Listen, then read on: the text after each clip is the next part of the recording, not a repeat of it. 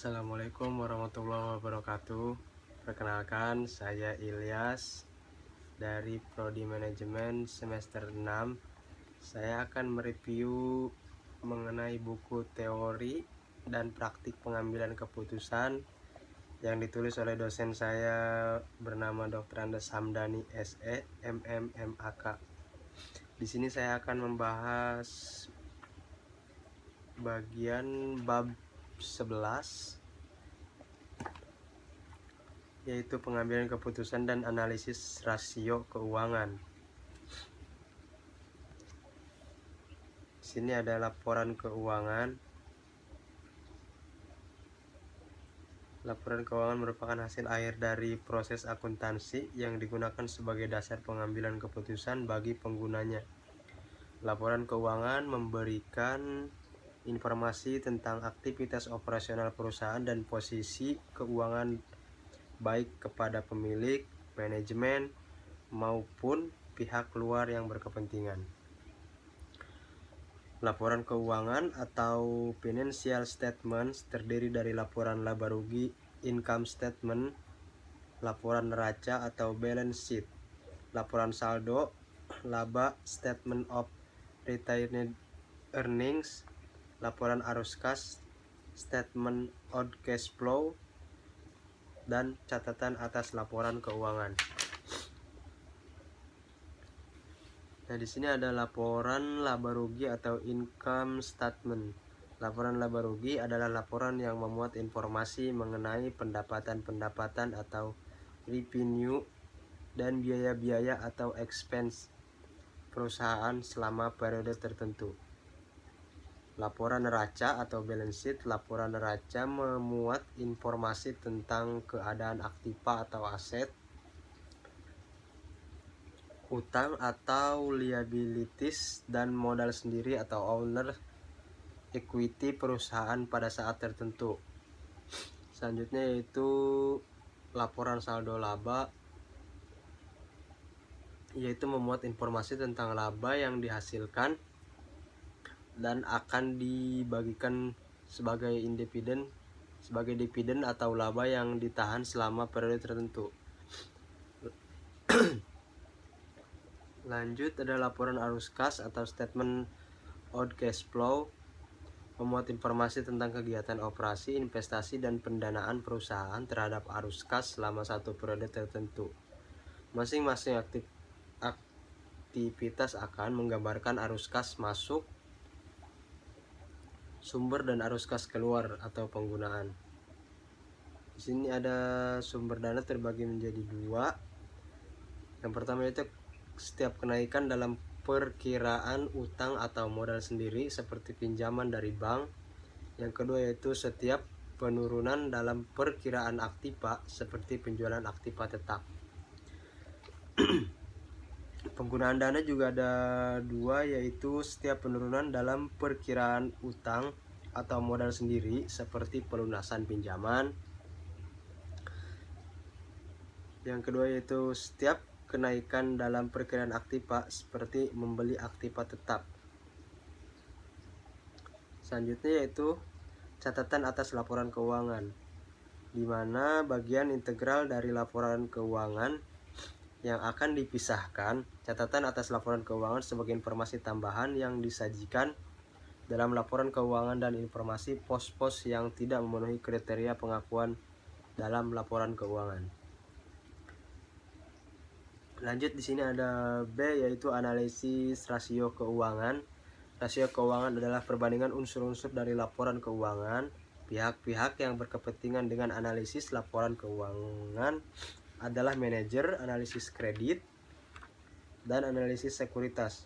Dengan menganalisis laporan keuangan yang menggunakan alat-alat ukur melalui rasio keuangan, maka seorang manajer dapat mengambil keputusan mengenai keuangan perusahaan untuk masa yang akan datang. Ada beberapa cara dalam menganalisis rasio keuangan, diantaranya analisis horizontal atau trend analysis, yaitu membandingkan rasio-rasio keuangan perusahaan dari tahun-tahun yang lalu dengan tujuan untuk melihat tren dari rasio-rasio perusahaan selama kurun waktu tertentu. B. Ada analisis vertikal, yaitu membandingkan data rasio keuangan perusahaan dengan rasio semacam dari perusahaan lain sejenis atau industri untuk waktu yang sama. C. Kombinasi dari analisis horizontal dan vertikal, yaitu dengan menggabungkan atau kombinasi dari kedua analisis tersebut. Agar laporan keuangan yang disajikan memiliki arti mendalam, maka perlu dianalisis. Setiap rasio mempunyai tujuan dan kegunaan masing-masing. Selanjutnya, setiap rasio diukur dan diinterpretasikan sehingga dapat digunakan sebagai dasar dalam pengambilan keputusan. Kasus dan penyelesaiannya. Sini ada contoh berikut informasi terkait dengan laporan posisi keuangan dan laporan laba rugi perbandingan PT Rizik Akbar selama tahun 2014, 2015, dan 2016. Anda diminta untuk melakukan analisis terhadap laporan keuangan yang terdiri atas rasio likuiditas, rasio solvabilitas, rasio aktivitas, rasio probabilitas. Di sini terdapat tabel pos-pos neraca, di antaranya ada aktiva lancar, aktiva tetap, terus utang jangka pendek, utang jangka panjang, ekuitas, dan ada total ekuitas. Oke, kita lanjut ke rasio likuiditas. Rasio likuiditas atau liquidity ratio adalah rasio yang menggambarkan hubungan kas perusahaan dan aktiva lancar lainnya terhadap utang lancar. Rasio ini juga disebut dengan rasio modal kerja lancar yang digunakan untuk mengukur likuiditas perusahaan. Dengan cara membandingkan seluruh komponen yang ada di aktiva lancar dengan komponen utang jangka pendek, atau rasio yang menunjukkan kemampuan perusahaan dalam membiayai dan memenuhi kewajiban atau utang pada saat ditagih. Lanjut, di sini ada rasio solvabilitas. Merupakan rasio yang digunakan untuk mengukur sejauh mana aktiva perusahaan dibiayai dengan utang untuk mendanai usahanya. Perusahaan memiliki sumber dana yang berasal dari pinjaman dan modal sendiri. Pertimbangan untuk pendanaan yang berasal dari pinjaman dan modal sendiri perlu terlebih dahulu memperhitungkan analisis rasio keuangan. Adapun keuntungan mengetahui leverage ratio adalah dapat menilai kemampuan posisi perusahaan terhadap kewajiban kepada pihak lain, menilai kemampuan perusahaan memenuhi kewajiban yang bersifat tetap, mengetahui keseimbangan antara nilai aktiva khususnya aktiva tetap dan modal. Lanjut, di sini kita ada rasio aktivitas, yaitu rasio yang digunakan untuk mengukur tingkat efisiensi pemanfaatan sumber daya perusahaan, penjualan, persediaan, penagihan, piutang, dan lainnya. Melalui pengukuran rasio ini akan terlihat apakah perusahaan lebih efisien atau justru kurang efisien dalam mengelola aset yang dimilikinya. Lanjut, rasio probabilitas. Rasio probabilitas merupakan rasio untuk menilai kemampuan perusahaan dalam mencari keuntungan. Rasio ini menggambarkan tingkat efektivitas manajemen perusahaan dalam memperoleh laba. Oke, selanjutnya di sini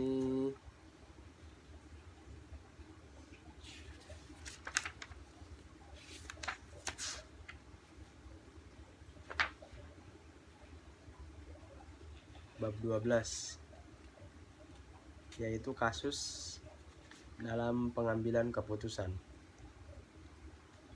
Diperkirakan pada tahun 2030 sebanyak 375 juta pekerja digantikan mesin. Sebuah studi yang dilakukan oleh McKinsey Global Institute menyatakan bahwa sebanyak 375 juta pekerja akan digantikan oleh mesin pada tahun 2030. Pekerjaan yang paling rentan digantikan oleh otomasi, termasuk pekerjaan fisik dalam lingkungan yang terprediksi. Mengutip CNN Money, Kamis 30/11/2017, pekerjaan seperti itu termasuk diantaranya adalah mengoperasikan mesin dan mempersiapkan makanan cepat saji.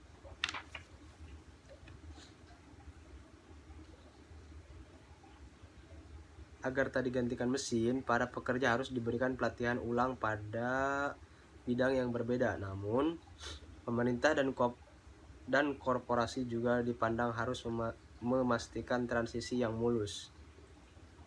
Para penyusun laporan studi tersebut meyakini bahwa akan ada transisi yang masif di mana pekerja beralih dari sektor pertanian ke manufaktur. Selain itu, studi tersebut juga merekomendasikan investasi besar dari sektor publik maupun swasta dalam program pelatihan dan transisi tenaga kerja.